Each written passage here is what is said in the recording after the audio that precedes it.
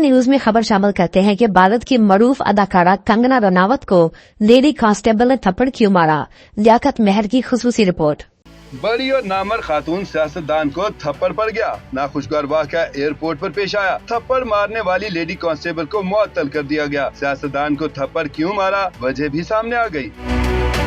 سیاستدانوں پر جوتے اچھالنا، سیاہی پھینکنا اور گولیاں برسانے کے واقعات نئے نہیں۔ پاکستان سمیت دنیا بھر میں سیاستدانوں کے ساتھ کئی بار ایسے واقعات پیش آ چکے ہیں، لیکن اس بار جو واقعہ پیش آیا ہے وہ انتہائی دلچسپ ہے۔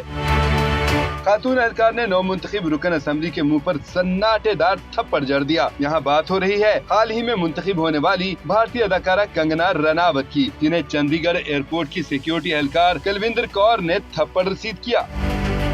خاتون اہلکار نے کہا کہ کنگنا رناوت نے اپنے بیان میں کہا تھا کہ کسان صرف 100 روپے کی خاطر احتجاج میں بیٹھے ہیں۔ انہوں نے مزید کہا کہ میری والدہ بھی اس احتجاج کا حصہ تھی، کیونکہ میرا تعلق کسان خاندان سے ہے۔ میں یہاں کنگنا رناوت سے پوچھنا چاہوں گی کہ کیا وہ اس احتجاج میں جا کر بیٹھیں گی؟ کنگنا رناوت کو تھپڑ مارنے پر central industrial security force CISF نے خاتون اہلکار کلوندر کور کو معطل کر دیا ہے۔